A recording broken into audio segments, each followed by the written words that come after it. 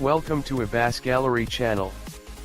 During the media launch for the 2018 Audi S5 Sportback, the company's head of exteriors, Frank Lamberty, is introduced to me thusly: he isn't like other car designers.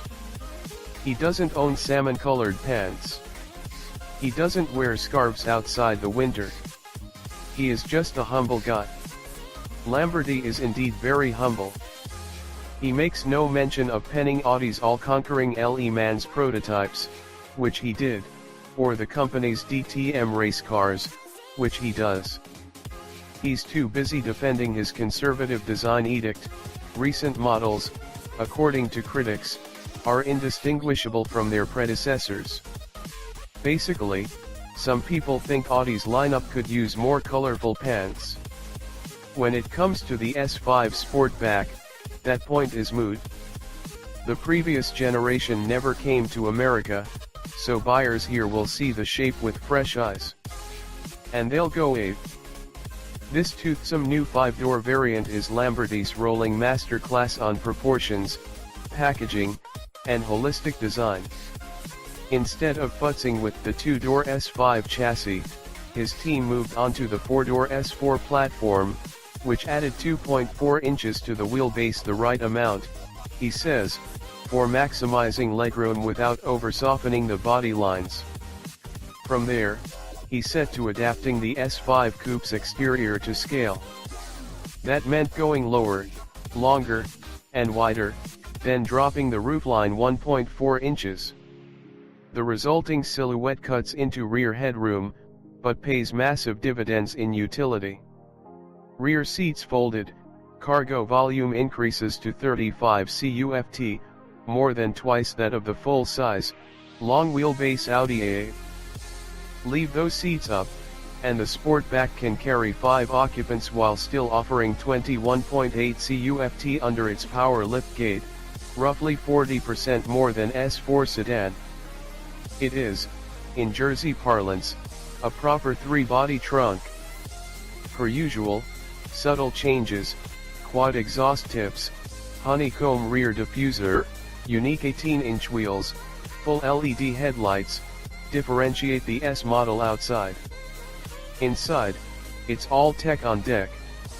The optional 12.3-inch TFT dash interface runs at 60 frames per second, rendering Google Earth navigation quickly and crisply. Radar sensors, ultrasound, and 360-degree camera data offer a multitude of driver assists. The Sportback's cockpit is essentially a straight port from the S4 sedan. That means a relatively simple layout: smallish flat-bottom steering wheel, Alcantara door panels, pops of contrast stitching, handsome dash inlays, dinky plastic paddle shifters, and gorgeous 2-piece, diamond quilted leather bucket seats. The S5 Sportback also inherits the S4's closed deck, direct injected, 3.0-liter V6. Technical highlights include a trick reverse flow header, allowing a single twin-scroll turbo inside the 90-degree valley, pushing 20.1 psi to the effect of 353 HP. This is a stout, linear device, with 369 lb-ft from 1350 rpm and no perceivable lag, but lacks personality and doesn't encourage involvement.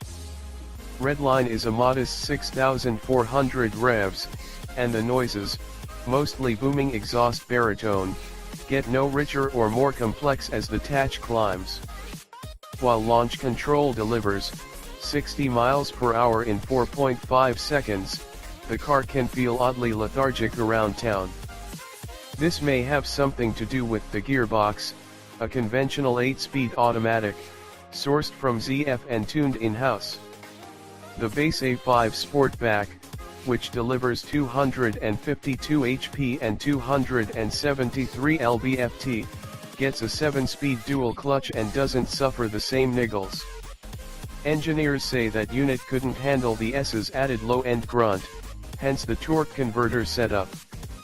You cannot have Audi's lovely 6-speed manual, apparently, because TTR's buyers are monsters.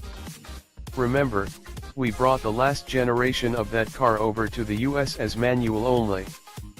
Everybody was cheering right up until they saw the acceleration numbers for the European TTRs, which had an automatic and paddles, a product planner explained. You would not believe the hate mail we got. Still, despite an uninspired powertrain, the S5 Sportback delivers. The electronic dampers are well judged, even in the sportiest setting. Audi's venerated Quattro all-wheel drive system, employing a 40/60ths front-rear power split via mechanical center differential, comes standard. On-throttle stability is excellent mid-corner, and the 245-section summer performance front tires, courtesy of Continental, offer huge turn-in bite. The steering isn't much for feedback, but it's direct enough and, mercifully, leaves off the silly artificial weight common to modern German racks. Also, the brakes are tremendous. Audi estimates the S5 Sportback's 60 to 0 miles per hour stopping distance is sub 110 feet, on par with the last Porsche 911 Carrera 4s this magazine tested. That seems believable, and the robust front hardware, 6-piston fixed calipers, 13.8-inch vented rotors, held up to repeated, back-to-back panic stops and considerable back-road pounding. These stoppers are circuit-ready. Not that they'll ever see a racetrack. That's not what this car does. Audi knows its customers are more concerned with clean aesthetics, sure-footed dynamics, and competent execution. The S5 Sportback is all that. Add enough speed to match the BMW 440i Grand Coupe. Hardly groundbreaking, and not the brand's most engaging drive. But as a grand touring proposition and, more importantly, a design exercise to initiate American buyers, this one's a winner.